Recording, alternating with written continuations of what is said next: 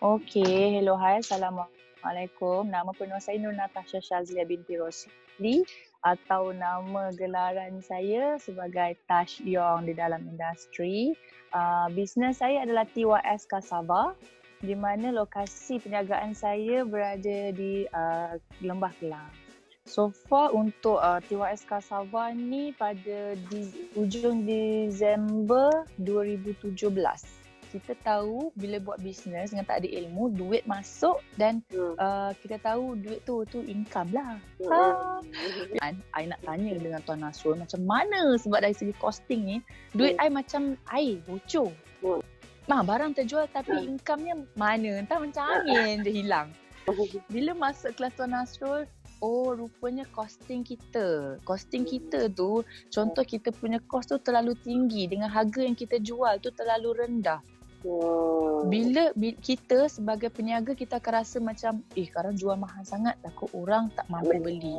That's why bila orang cakap trust the process, you kena dengar. Macam tak logik kan.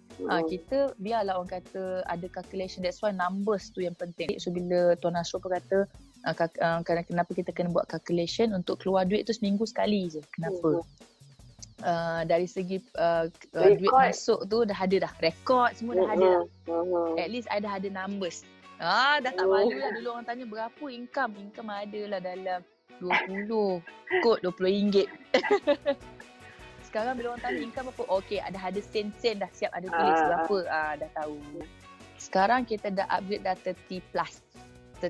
Walaupun orang nampak macam tak banyak, tapi jangan tengok pada figure number, tapi tengok pada proses dan progress yang you telah berjaya jalan. Andai kata kalau tanpa rishwork dan you all semua, maybe I dekat sekarang ni masih lagi kat takut lama, masih lagi tak berubah, masih lagi sengkek, typical. So I tak nak lah break the surprise. So siapa yang ni, I galakkan untuk pergilah kelas Tuan Nasrul, belajarlah, pergilah kelas EFP tu, paling kurang pun pergilah. Sebab daripada situ at least you dah tahu berapa sebenarnya margin yang you kena letak.